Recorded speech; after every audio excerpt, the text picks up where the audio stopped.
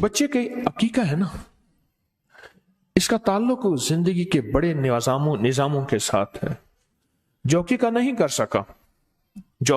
کر سکا وہ قربانی میں ایک حصہ ملا لے، جیسے قربانی کے 7 حصے ہوتے ہیں بڑے جانور کے، تو ایک حصہ ملا لے قربانی کا، چاہے ایک حصہ ملا لے کہ میرا عقیقہ میرے والدین نے نہیں کیا تھا، کیونکہ زندگی میں عقیقہ موت تک بھی ہو سکتا ہے اپنا، اگر والدین نے نہیں کیا، اور اولاد کا اگر نہیں ہوا تو اپنا عقیقہ اولاد کا بھی ہو سکتا ہے، تو قربانی میں سے حصہ ملا لے۔ اللہ استعداد دے تو کوئی جانور لے لے، عقیقہ بہت ضروری۔ امام جعفر صادق رحم اللہ سلام اللہ کی بارگاہ میں ایک شخص حاضر ہوا اور فرمایا اس شخص کے بچے 3 تھے اور تینوں ہم شکل تھے،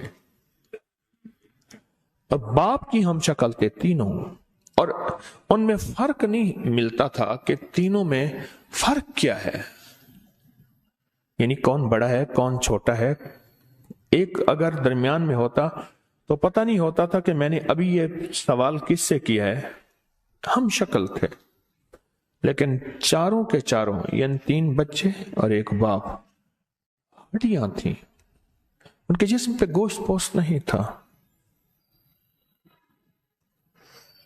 بڑی عجیب بات بتا رہا ہوں، سننے کی ہے، توجہ طلب ہے، گوشت پوست نہیں تھا۔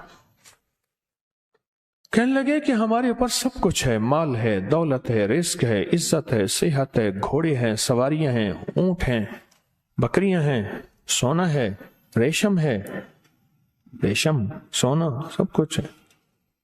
حیران تھا اس بات، ہمارا گوشت گم ہو جاتا ہے، ہم سب کچھ کھاتے ہیں۔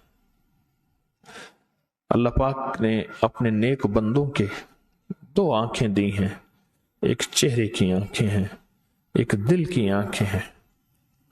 دل کی آنکھیں بولی جسے کشف کہتے ہیں، چہرے کی آنکھوں کو بصارت کہتے ہیں، دل کی آنکھوں کو بصیرت کہتے ہیں۔ چہرے کی آنکھیں تو وہ دیکھتی ہیں جو آنکھوں کے سامنے ہے، اور دل کی آنکھیں وہ دیکھتی ہیں جس کا بظاہر کوئی نقشہ اور وجود ہی نہیں ہوتا۔ ہاں وہ چہرے کی آنکھیں، دل کی آنکھیں وہ دیکھتی ہیں۔ تو فرمایا لگتا یہ ہے، ان کے والد کو مخاطب کر کے فرمایا لگتا یہ ہے کہ تیرے والد نے تیرا عقیقہ نہیں کیا تھا، اور معلوم یہ ہوتا ہے کہ تو نے اپنے ان بیٹوں اور اولاد کا عقیقہ نہیں کیا۔ وہ کہنے لگا میں نے تو بے شمار جانور، اونٹنیاں، گائیں ذبح کی ہیں، صدقہ کیے ہے، میں عقیقے کی بات کر رہا ہوں، عقیقے کی بات کر رہا ہوں۔ تو انہیں لگا ہے عقیقہ نہیں کیا۔ اس نے کہا میں نے نہیں کیا۔ کہا جتنے صدقہ کر دے، ہدیہ کر دے، جو جانور عقیقے کی نیت سے ہوگا وہی جانور ہوگا۔ اور پھر فرمایا اپنے جسموں کے گوشت کو، پوست کو، چربی کو اور خون کو، 4 چیزیں فرمائی ہیں، گوشت، پوست کہتے ہیں کھال کو، چربی اور خون کو اگر بچانا ہے تو اپنی نسلوں کے لیے عقیقے کرنا نہ بھولنا، ورنہ تمہارا گوشت، پوست اور چربی اور خون وہ بلائیں پی جائیں گی جو تمہیں نظر نہیں آئیں گی، لیکن تمہارا جسم نچوڑ دیں گے۔ اور ایک اور جگہ فرمان ہے،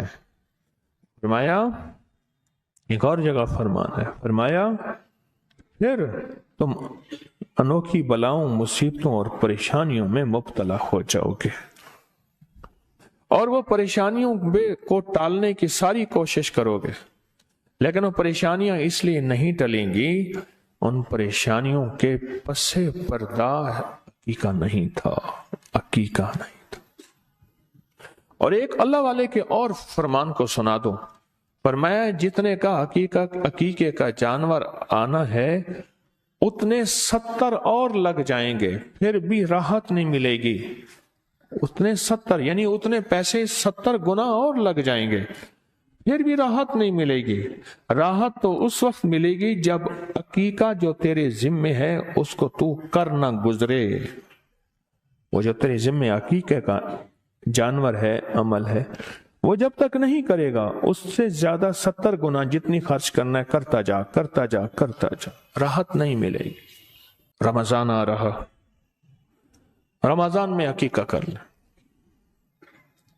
مشورہ دے رہا، اگر اللہ نے استعداد توفیق دی ہے اور میں نے عقیقہ اپنا نہیں ہوا، میری عمر چاہے 70 سال ہے یا 90 سال ہے یا 100 سال ہے، اور میرے بچوں کا نہیں ہوا، رمضان میں کریں. طریقہ میں بتاتا ہوں. جانور بہترین اس کو ذبح کریں، ذبح کرنے کے بعد پکائیں، روٹی پکائیں، لوگوں کو کھلا دیں، روزے داروں کو روزہ افطار کر دیں. عقیقے کا کھانا پاک ہوتا ہے اور عقیقے کا کھانا صدقہ نہیں ہوتا. آل رسول کے لیے صدقہ مناسب نہیں. عقیقہ تو بہترین ایک ہدیہ ہوتا ہے. حضرت عائشہ صدیقہ رضی اللہ تعالیٰ سے روایت ہے، آپ نے فرمایا جو جمعہ کی نماز پڑھے پھر کیا کرے؟ 7 بار پڑھے سورت قل ھو اللہ، 7 بار پڑھے سورت فلق اور 7 بار پڑھے سورت ناس. فائدہ کیا ہوگا؟ اللہ اسے اس جمعے سے لے کر اگلے جمعے تک ہر برائی سے محفوظ رکھیں گے. برائی سے مراد نفس اور شیطان کی برائی، جادو جنات کی برائی، نظر بد اور حادثوں کی برائی، کسی دشمن کا برا اس سے سلوک، کسی دشمن نے اس کے لیے برا چاہا ہو، برا سوچا ہو، برا لکھا ہو، کوئی دشمن حاسد اس کے لیے برائی کا فیصلہ کر چکا ہو، کوئی حاسد دشمن شر پسند اس کے لیے برائی کے منصوبے کر رہا ہو، اور میں سب ختم